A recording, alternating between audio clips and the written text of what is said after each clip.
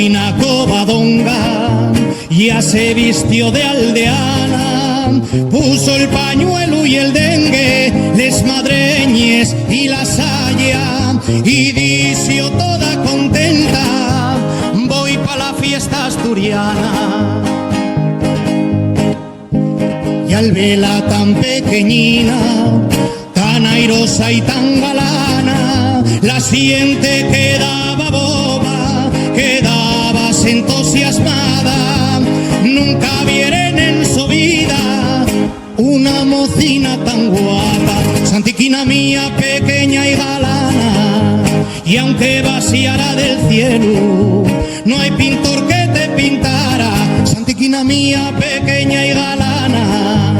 Y aunque vaciara del cielo, no hay pintor que te pintara.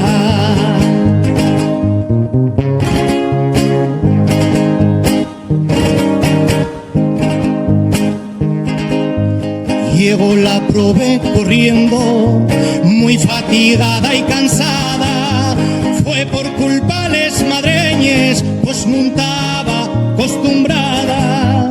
Fue por culpa les madreñes, pues no estaba acostumbrada. Pero estaba la Santina, tan guapina de aldeana, que consiguió de les fiestes ser la mocina más guapa, que consiguió de les fiestes ser la mocina más guapa, Santiquina mía pequeña y galana.